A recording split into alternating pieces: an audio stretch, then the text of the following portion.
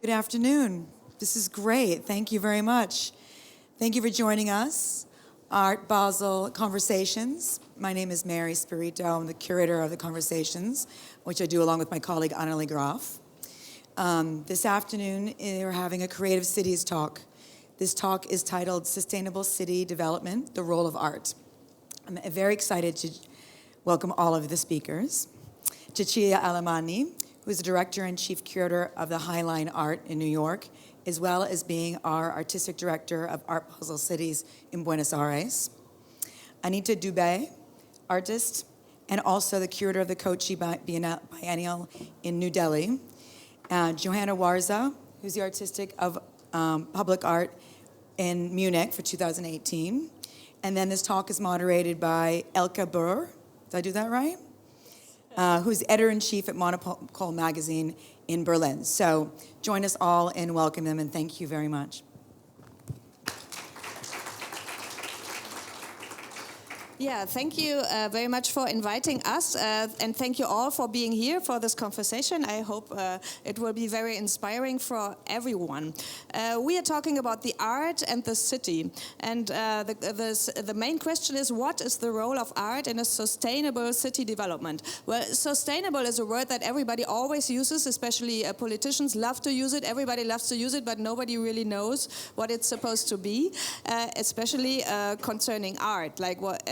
But artists and cities have a history that has been criticized a lot in the last times. We maybe all remember Richard Florida's thesis about artists or creative industries that are needed to develop cities. And Richard Florida himself now has said, well, maybe it wasn't such a good idea to ask all the galleries and artists to come and gentrify our cities. So this has been questioned quite a bit. Also, the role of biennials in city marketing has been discussed very critically in the last years. We have there are phrases like drop-off art or fly-in curators, and actually we want to discuss this in a very constructive way now, and I'm very happy that I have really the best panel to do this. They have already been introduced quite briefly, but I would love to add some details. Like the first to my left, Anita Dube. She is not only curating the Kochi-Muziris Biennale, which is in Kochi, not in New Delhi, but she's also a very renowned art historian and critic, and and as an artist, she has always been very concerned with the social impact of art. Joanna Warsza. First time I encountered her work was for the Berlin Biennale where she collaborated with Artur Szmijewski. Then I saw her being a very bold and brave partner of Kaspar Koenig for the Manifesta in St. Petersburg, where she did the public program. And now for Public Art Munich, I think she has developed very exciting projects to really involve the public in an art project. Then there's Cecilia Alemani, and she's done numerous projects as a curator for various institutions, but now she's really, we really know her for her program for the Highline in New York, which is like one of the cities that I think is very interesting in terms of how does the public interfere with art, and how does the city develop in terms of gentrification. And then there is some new project that especially in the context of Art Basel, is certainly something that we have to talk about, which is Art Basel Cities in Buenos Aires. And so she's the artistic director of Art Basel Cities, and I've been to Buenos Aires last year because I was totally curious about what is Art Basel doing there? I mean, why are they doing it? Maybe you can briefly explain what the context of this project is and what especially your role is in that. Sure. So Art Basel Cities is a new initiative launched by Art Basel, and it's basically a partnership with different cities around the world. Buenos Aires has been chosen as the first one, and the idea is to highlight and strengthen the local art scene and create occasions of dialogue and exchange with international artists and in the international art scene. What I do in Buenos Aires is basically I oversee a large-scale exhibition in the public space. It's going to be around 20 art projects throughout the city, but in addition of that, the Art Basel Cities actually has many other aspects. You know, we have talks and master classes and discussion that happens during that week in September, but also throughout the years. There is a series of professional internships that happen globally. So there are many different occasions to create bridges between the city and the rest of the world. But why does a city like Buenos Aires need the Art Basel? Can't they do it by themselves? Well, you know, it's actually the city of Buenos Aires that approached Art Basel. So the Art Basel Cities, the origin of the program came because so many cities around the world would ask Art Basel to come and open the fair in those cities. Art Basel, I don't think they want to open more fairs. They already have 3 very successful fairs around the world. And then they realized that actually what cities really wanted was not necessarily the marketplace, the art fair itself, but what surrounds a fair like here in Basel, or if you think of Miami, which means, you know, the effervescence of the art scene. So many private collectors open their door, new institutions, gallery pop up. So that sort of celebratory, energetic, scene surrounding the fair is what we're trying to recreate in that city without the actual fair, without the marketplace. And in September, there's going to be this public art show also. So how did you conceive this? Is this more like, is this artists from Buenos Aires? Is this international artists? How is the concept? So the show, I would say, feature about 80% of Argentine artists and 20% of international artists. We wanted to really focus on the Argentine scene, which, by the way, is amazing. So that was the easy part for me. And the show is takes place in 3 main neighborhoods. Of course, one good comparison is what we do here with our parkour in the city of Basel. Of course, but Buenos Aires is not Basel, it's a much bigger city. So this year we chose 3 different neighborhoods that go along the water. So Buenos Aires opens up on the River de la Plata. And so we chose 3 areas along the river because it's an area that is not really used that much for culture. And we basically have been working with the artists to choose locations that are not usually devoted to contemporary art. Some are public spaces, others are indoor private spaces that we're going to open for the first time to contemporary art. So there is something about the relationship between art and the city itself that is very, very important. And there was the need because, when we started this program, we asked and we interviewed so many artists and curators, and artists kept saying, we want to do shows and projects not in a white box, not in a museum, which there are plenty of in Buenos Aires, but we want to expand our practice in other platforms. And so we're trying to use the city for that. Mm-hmm. Joanna, tell us about Public Art Munich. Like, what is special about the program? How I conceive it is especially that actually you would have to stay all summer to see it all, which is quite frustrating for critics like me who would maybe just come for the weekend. But this is not the only thing that there's to say about Public Art Munich. So what was the main concept? Well, I guess the main concept was at the very beginning that the city would wish to have another perennial or biennial, but something engaging with the city. So I thought I will go against a little bit this current of a exhibition that you can fly in and out, or what you say, fly in, drop out. So I conceived it in the sense, I try to really think what I mean by public, and that by public art, I don't mean a sculpture that will be placed somewhere, but rather I would mean a public gathering or a public moment or something addressed to different publics. And from this, I thought we can't do a proper exhibition I will do a series of public gatherings. So that's why it's performative in some sense. It's like every weekend there is a bigger commission, which is in the form of public program, but it's a public program that doesn't have only talks, that doesn't accompany, or very often performance just accompanies an exhibition. And this has become like a backbone. So of course you can't, it's mostly for the city of Munich, so you can't fly in and out. And what is also important for me is that through this process, I became kind of a city curator. I see myself a little bit as a city curator, and I'm thinking, would that make sense for other cities to have a city curator? And what a city curator role would be, because you have access quite good access to different parts of the city infrastructure. You can work with different departments, which is not only a culture department, and it brings many questions. And of course, looking back at groups like Artist Placement Group, that were placing artists within the boards. Should a curator be actually somebody inviting artists also to the city department, the transportation department of the city? Could that be possible? Would that make sense today? And how? This is what I'm trying to engage with in Munich.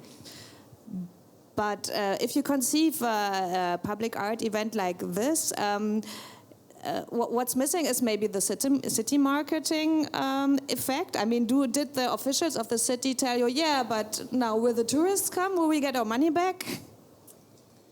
Well, actually, in that case, it's a bit different from Basel context, because the project is entirely sponsored from the taxpayers' money. So it's a good. Munich is a social democratic city with this old tradition of public commissioning.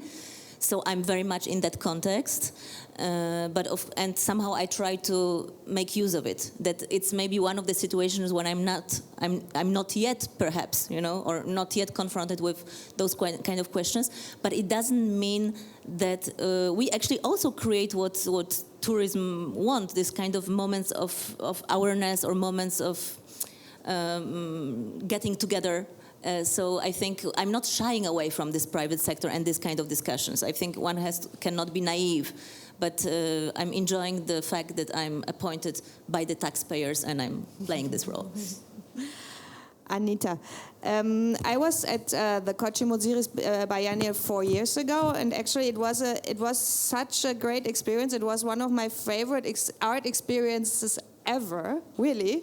I was really moved by that experience, and it was so special because actually, at least to me, it seemed so totally different from, like, let's say, Venice Biennale, because it was not about money. Let's put it that way. So, but how does it work, and what does it mean for the city? No, just to, is it working? Yeah, it's working. Yeah? Okay, just statistics first. In the last biennial, there were 650,000 visitors.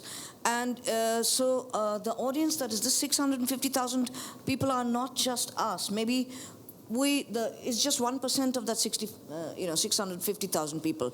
That means it's people who are not really exposed to culture, because Kochi is a small place. We don't even have a single contemporary art museum. There is a scattering of galleries. Even the major artists who show all over the world, or who live in Delhi and Bombay, don't go to Kochi and show. So it's really a small place, and the Biennale has been able to do something very extraordinary, especially in our context, that it's taking people away from religion for the first time and towards culture. Maybe in Europe this has happened about a century ago, but in a place like Kerala and Kochi, it's beginning to happen, and it's amazing, and it's very heartening. But when I got the job to curate the 4th edition, I thought, okay, I've seen this for the last 3 editions. People really coming in large numbers, coming with their children, taking the weekend off, actually making all the effort, coming by buses, trains, from all over the country, actually, young students coming. But I thought that the next stage would be that not just that it's an exhibition model that you again set up and people just see a lot of contemporary art, but the fact that to extend the dialogue in such a way that they become participants in a much more active way. So I've been kind of trying to get my head around, like, how can I do that?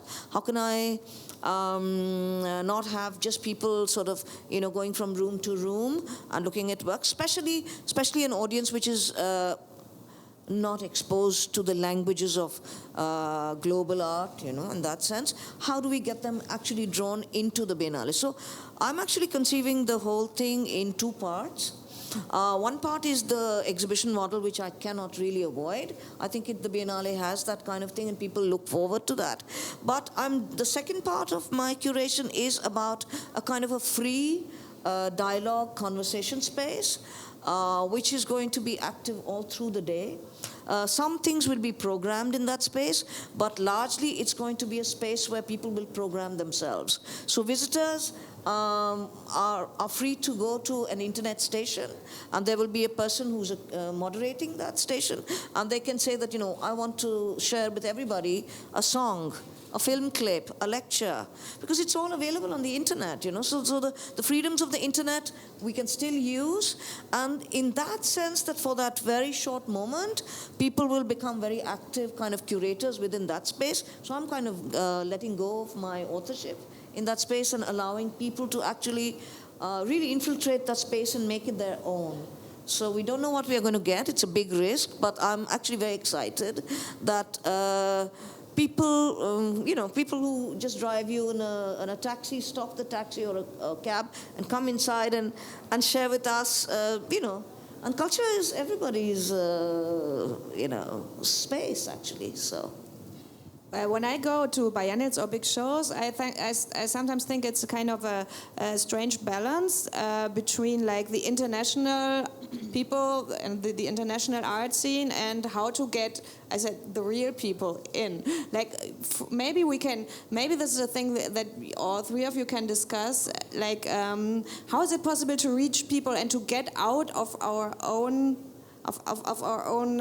bubble? That's what. Yeah, I think we all live. We are all like in this international art bubble. And how do we get out? And how are you? You must have techniques and strategies. Maybe you experienced this with the High Line because there were tons of people coming there every day. And how does it work? What's the best method? I mean, for me, in my other job in New York City at the High Line, I started a job 7 years ago, and in the beginning I was very concerned with that question, and then I just stopped being concerned because the High Line is visited by about almost 8 million people every year. So, of course, the art world people that come is 0.01%. I don't even know, I can't do the math. And so I just stop thinking that I should be, popular and populistic because the regular audience would come. I think it's the most rewarding part of my job is just to sitting on a bench in the park and looking at people react when they encounter an artwork. And, they might have a different interpretation of the artwork that I have or like another person has. But that's the beauty of doing public art because it really opens up different entry points into the sculpture or the artwork itself. So I think as a curator, my responsibility is to make it accessible, but not overly accessible. It's not about being didactic and watering down the art. Joanna? Yeah, I have a good example from the meeting of the art world and sport, actually, in Munich. Because obviously in Munich, sport is a religion, as you know, and especially football is a religion. In many places, but in Munich, very much. So I thought, as a city curator, I have to be concerned with this fact. So I approached both Olympic Stadium, Olympia Stadium, very well known, as you know, from the beginning of the 70s, an amazing stadium, and Allianz Stadium, and started to talk to people, to footballers, to famous footballers, to coaches, how do they see art, and then also came to them with the proposals of Alexandra Pirici, for example, or Massimo Furlan, and then you see that there is something, we come there as critical people, critical art makers, and then you raise questions, how, and terms and conditions, and this, and they feel like nobody asked us this, nobody asked us, and it feels like, wow, this could be a platform where this kind of critical discourse of art and critical ambition matches with a place where you have automatically thousands and thousands of people and thousands of interests. And from there, somehow we developed two quite interesting collaborations. So one was a commission of Alexandra Pirici, Joanna Lund on Allianz Arena. So it's a place usually that if you are not a part of FC Bayern club, you would never have access to this place. But somehow art, through its willingness to shift perspectives, to shift points of view, made access to artists, and through this to different audiences, and this is where you feel, wow, art can have consequences. From this can become a little bit like a snowball effect of engaging with people who would come there and see art and be a bit confused, but from there on also start to ask certain questions. So I think it's important not to ignore certain interests, like, for example, sport or football, and take them seriously. And you think, how can you engage, how can you work with them curatorially and artistically? Anita, in Kochi, I had the feeling that this whole biennial was very much organized by artists. It was really of a genuine need to do this from the artistic community, which is totally opposed to this idea of let's do a biennial because we need some city marketing. How do you interact with the officials of the city? How does this work? Now that it's become very popular, I mean, it's people in the city claim it as it's like my Biennale. Yeah. So there's that sense of great ownership and great pride in the fact that the Biennale takes place, and the state government is also helping the Biennale. They are putting in money, and they are also for them it's also a matter of pride. Of course, tourism always comes in as the second thing of the Biennale. But what we are trying to do is, in the context of this evening's talk, that we're giving projects that, for example, in this edition of the Biennale, I'm giving some projects to people who do agri plus culture. And I find that that's a very interesting word, which has agriculture as a word which has agri and culture together. And so we have some projects in which people will be actually sowing, seeds, and actually from what they grow, there will be a cafe, they will be cooking from what they are growing. Also, they would be having various things like, special seeds embedded in papers in which you can take food away, and therefore those seeds can be planted elsewhere. So there are projects like that. There are also projects, a young artist is actually wanting to completely an abandoned space inside the city to completely reactivate it, clean it up, completely reactivate as a performance place, because it's a kind of a water tank, and if you're below that water tank, and if you just tap it has an amazing acoustic thing. So like that, there are several projects which are actually activating spaces in the city, which is a surprise to me as a curator also, because these things have come up by artists actually wanting to do such kind of projects, and that's quite exciting actually to be able to do that. And is there any thought about this gentrification problem, or is it really not your concern? See, Kochi, for us, before the Biennale happened, many of the buildings were not really being used because it was an old trading port, so there's lots of go-downs, just things going to disrepair, go-downs, people just storing some grain, sometimes chilies, sometimes various, and things actually, buildings completely, but they're wonderful buildings. So because of the Biennale and because of these sites being activated by artists, as well as the Biennale taking over sites, different sites, there is a kind of a gentrification process which is very welcome, I think, because it's in the initial stages. It's nothing like here, It's really, the Biennale is making a major contribution in terms of actually getting the city out of its slumber, you may call it, actually. Cecilia, when I was in Buenos Aires, I was always waiting actually for the demonstrants with the AntiGentrification flags, but they didn't come. So how is this? Because it is an initiative that also from the name comes from outside, Art Basel, Buenos Aires, and you see all those people coming in, and I can imagine that there may be some people in the city who are not so happy about it. Did you feel that? Quite honestly, not really. Also because I think what we did, you came to what we call it was a soft launch. So I think the first edition will tell in September. So we haven't really done much yet that is visible to the public. And I also think that in a way it's a new format. You know, it's not a biennial, it's not a festival, it's not a fair, it's not a gallery weekend. So people perhaps are a bit confused, but I think the best recommendation is just to come and see. And because it's a new program and it's a new platform, there is a lot of room to shape it the way we need to. And it's it's a collaboration with the city of Buenos Aires, where the city is our client. So it's the desire of the city to do a project like this. And I think Art Basel brings the expertise and the international relationships, but it is really like something for the city of Buenos Aires. So. And talking about sustainability, what happens when this year is over?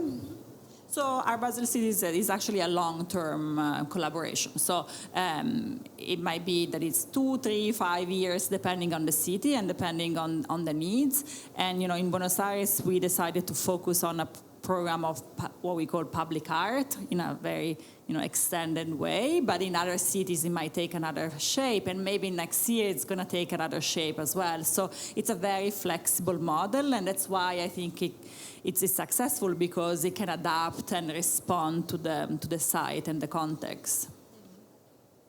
We were talking before amongst us a little about Palermo, just because, it's now the opening days of the Manifesta in Palermo, and we've all had, we were informing ourselves about what's going to happen. And actually, me and my colleagues, we were a little afraid that because everything we heard was only about, social projects and, urban planners looking at the city, and we were like, is there any art? So where's the border? When's the point when an art show isn't even an art show anymore? And is that a problem? Maybe Joanna, because you've worked with many manifestas, and you were always the one to really push in this way when there's no object anymore. Well, I just worked with one in St. Petersburg, in one edition, in 2014. Yeah, in Berlin, Biennial was but you said many manifestas. Oh, right. No, biennials. Yeah. Let's put it biennials. Anita said that you have still a burden of an exhibition. I think you phrased it a model of exhibition. So I'm actually interested, in fact, of how to quit only the model of display. That the art. Of course, art has to be there. Art is the core of it, is the substance. It absolutely has to be there. But can there be art without only proper display parcours, for example? Is it possible? And then how to construct it? I mean, those are questions. In St. Petersburg, it was easy because, of course, there was Hermitage with something that is for sure art. When you enter a museum, you know that what you see inside is art. But I'm actually interested more in losing this protection of the institution, in the situation that actually you pass by and you ask yourself, what is it? And is it art, and how does it work? And also when you do projects in the public space, I guess you have to take it into account, that in some sense, it's great if the work can be readable by somebody who has never been to any art context, but also it's rich enough and it's not compromised. Never compromise on art, of course. So it's rich enough for you to write your, whole issue of your magazine about it. It's hard, but I think you have to mean it when you deal with the public sphere, and if you deal with the public. And those things who really touch on the public consciousness, public issues, I'm sure they are like that. No, I just want to share with one artist, who's working with the subject of a hospital, and so she wants to put this painting that she's doing inside the hospital. So, it's a wonderful, I just want to share it because it's just very recent. And so we were discussing, okay, maybe the original will be in the hospital, but a copy will be in the actually exhibiting spaces, because there is this problem of the original and the copy, and why not? Why should the audience that just goes to exhibitions not see the copy, and the people who don't go to exhibitions, so this kind of things, these are very, very interesting things to do. And she wants to actually place it in the hospital, and we said, yeah, go ahead, we'd like to have a copy in the exhibition. But will the public of the exhibition be allowed to go to the hospital? No, what would be nice would be, that the people in the hospital are drawn because the painting is there, and therefore they are pointed towards the Biennale as a site, and the people who visit the Biennale are pointed towards the hospital as another site to go see the exhibition. So again, more people kind of come to each other's spaces. That's the idea, actually, to expand the publics as much as I can. Yeah. But if biennials or public art develops in this direction, then it is. I think the separation between the so-called biennial art and the so-called art market art, which we see over there, would get bigger. Do I understand that right? I mean, because here there are objects, and there no objects, but projects, objects. I think no. As far from my point of view, from India, I mean, I think that we still need some objects as well. People love objects, Otherwise, if they didn't love them, they wouldn't have it. And this is coming from a context like mine, where I've traveled in very rural areas, very poor areas, and people have almost nothing. But yet, even if they have 3 brass vessels, they polish it up and they just keep it somewhere, and it glows like an art object. And just all those observations of mine in travels, actually in rural areas, just leaves me with the thing that, it's not that I think we'd be very impoverished if we do away with objects completely. But of course, the domination of objects over everything else is the problem, We can't just have objects. We have to have everything else, What do you think? Do you need objects on the High Line? Look, I have no problem with objects. I think it's okay. As a curator, as an art person, I like to see objects. I like to go to exhibitions.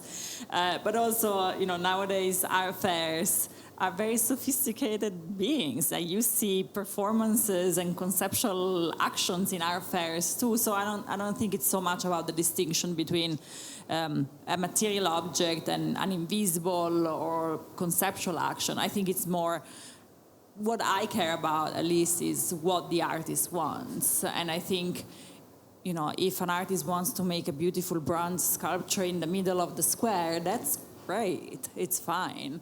If they want to make something that is much more conceptual or unintelligible, I think it's okay too, but it's about enabling the artists to express themselves fully. I don't know if it's in the fair or if it's in the public space. I think that's a question for the artists themselves. I think we have to remember that biennials, in some sense, were created to stir up the comfort of the institutions, that there were museums, and then biennials were there to be more bold, to be this short-lived, and this is maybe what should be somehow preserved, because times are changing, the forms of expressions are changing, but this kind of boldness, should be there. And now the question is whether it should be preserved within the biennials, because there are already 400 of them, so, it's... whether maybe biennials now, this is what I feel sometimes, actually should go back to more continuous form, that it's not only a big pop-up event every 2 years, but that there is a work which is more ongoing and organic, but still having this position of being this troublemaker rather than as a calm institution. So this is coming back to the concept you were talking about as a city curator. That would be your proposal, that cities have a curator. I think Hamburg had one, or it still has one, and which continuously thinks about how to improve the city with art. Yeah. Right. Well, I would definitely advocate for something. I already told Munich that instead of doing another edition, they could hire me to be a city curator. It's an amazing but I mean, idea. It's an amazing idea. Of course, it's just my cup of tea. There are also curators who are needed in museums, but from this perspective, I think that could be something interesting, because art has kind of a potential to completely cut across things, cut across sectors, and we know it from Ukele's projects and others, I still believe our curation and art would in the city be agent, troubling agent with kind of consequences. So no doubt ever about that art is always good for a city, or sometimes there are a point where it really is too much and where it really is like just marketing and just like, I mean, it was quite funny. I like the Manifesta in Zurich. Afterwards, they had they counted, and they said, well, every tourist brought 459 Schweizer Franken to the city, and this amounts to and in the end they had a plus. And yeah, I mean, do we want to be part of this, or is it totally okay? Of course, those are important questions of our times, but very often artists are very sensitive to those questions. So if artists are not only the ones who are at the end making the show for the tourists, but actually would be, for example, in the process, in the decision-making process involved, on the board, for example, maybe that could actually channel or create the situation in a different way. And we want actually, we don't want to stop tourism. Maybe we just want to make it more conscious or differently. And why not to make artists not only those who comment on it, but also are part of this process? Okay, I think it's... Okay, so it's time to open up the discussion, if I'm right. So if there are any questions to those three very interesting curators with their interesting projects. Thank you for a very interesting dialogue. I'm an artist and curator who works in a rural area in Norway, building a sculpture trail in the landscape. And I've negotiated this with the local council over the last 5 years, and I would like to hear you comment on the relationship. How do you actually work with the artists? What constraints are there when you commission an artist to do a project? Are there demands? Do they have to fulfill something? So on the High Line, which is probably a similar situation, so the High Line is a public park, so it's owned by the city of New York, exactly like Central Park, but it's actually managed and operated and curated by a private organization, which is Friends of the Highland, which is the organization I work for. I mean, we, of course, have to take into account safety. The Highland is one of the most visited destinations in New York City. We have a huge amount of people that, as Joanna was saying, when you exhibit art in the public space, people don't have the assumption that they're going to see art, and therefore they have a very straightforward relationship with what they see. There is no way you can say, don't touch. It's like people... are very direct. And of course, we have approval procedures in terms of engineer. The city has to approve, but honestly, bottom line is no. We don't have lots of restrictions besides this very pragmatical one. So of course, it needs to withstand hurricanes in case hurricanes hit New York, which happen. But if you mean more conceptual or content restriction, of course, we need to be aware we're in a public space, so we're not going to do anything that is overly pornographic or overly political, but we have done some political works, and so I think it's about finding a good balance and a good way of contextualize what you exhibit and give the tools to the audience and the city to be able to read that work, not in an offensive way.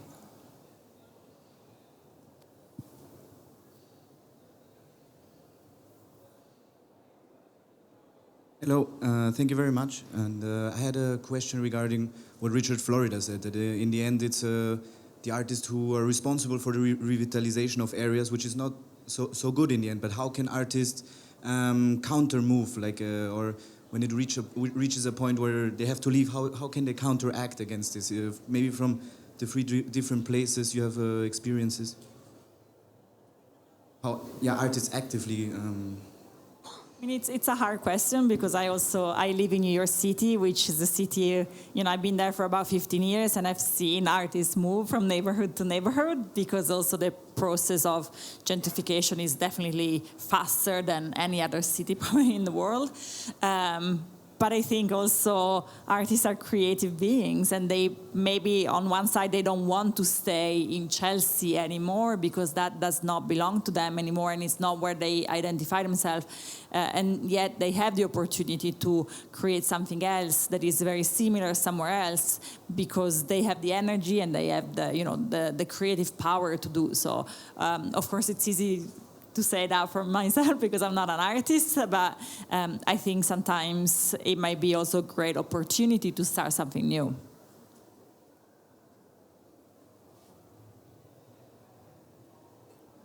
Good afternoon, everyone, and thank you, Cecilia, Joanna, Anita. I'm here, and the wonderful moderator, for this engaging conversation.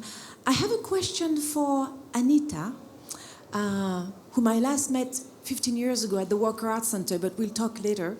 Right now, I'm speaking to you as one of the curators of the Sharjah Art Biennale, who is very taken by one of the comments you made about the way in which the Biennale in Kochi has somehow steered the public away from religion. And so I wanted you to say more about this. See, because, till now, and I think this was a condition in the world about 100 years ago, that people would be in front of temples and in churches making long lines for prayer and things like that. But and in India, we don't really have so many institutions. We don't have museums of contemporary art in every city. We don't have a very a good contemporary art museum in Delhi. Even it is one, but it's the kind of collection is a very conservative one. So it's not inspiring. People are not going there. So the Biennale is an amazing thing.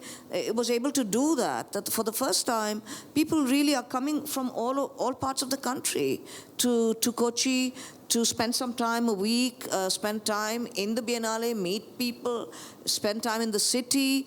And the Biennale itself, from the first one, is growing to have a greater engagement with different spaces, sites. Those sites are getting, I wouldn't say gentrified, but they're getting electrified with some kind of, cultural thing. And that's a model, because even when the Biennale disappears, those sites are being used. And one of the sites is the Pepper House site. Now that's a very major site for all kind of workshops with children, with older artists, with and artists being mentors to these kind of workshops. So that site has really become an important site for education now. So this is really, and does that answer you? Yes, but I guess my question, I guess, should be more pointed in terms of how do you navigate the constraints of religious thrive, including in India right now. So, are there things that you are not allowed or pressured against? That's really my question.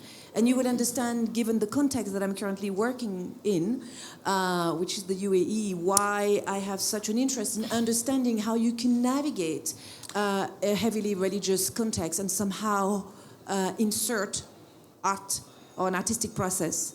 No, I understand your question, but there aren't that many artists using, at least the projects that I'm dealing with and the projects that are coming into for my team to look at, where the content is of a nature which is dangerous to kind of. Although you know that in India as well, at the moment the right wing is a very strong force, and there's a lot of actually censorship that they are kind of, and they are actually even destroying certain. A film is being screened, they would actually block screenings. They're destroying certain, burn up posters, stop the screenings, and various things are happening. But luckily, the Biennale takes place in Kochi, and Kochi is the only last surviving left front regional government in India. And I think we are able to do it that's one of the reasons that we are still able to do it. And if that goes, I'm not sure that the Biennale can continue, because it is really the fact that the protection of the left front government which is making the Biennale possible, because in many other parts of India, the right wing has become very active and they are very sort of vocal in stopping actions and entering exhibitions and closing them down, and so all that is happening. That's true.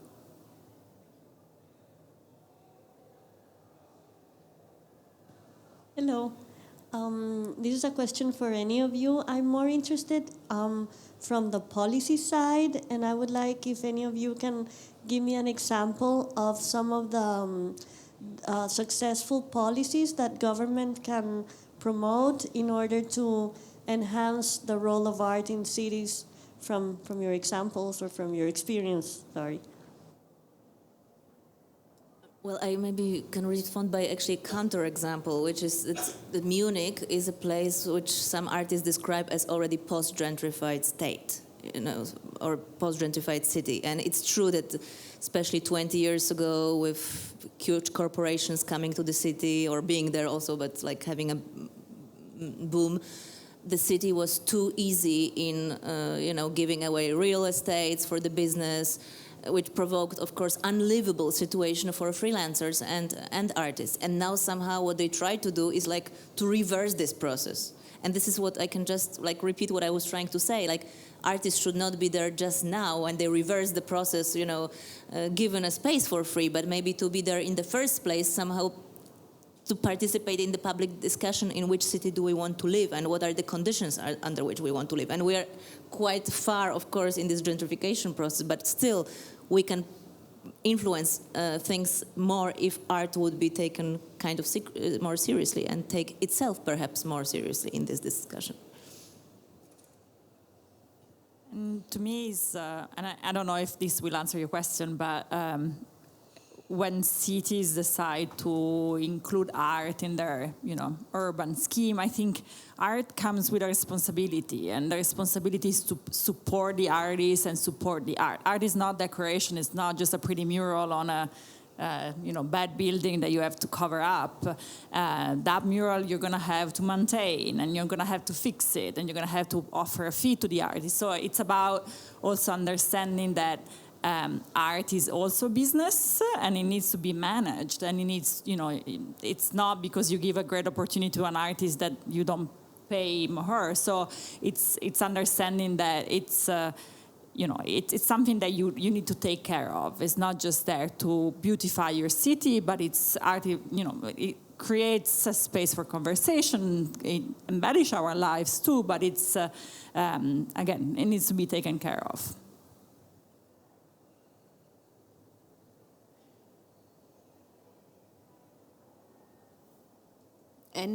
Here's another question.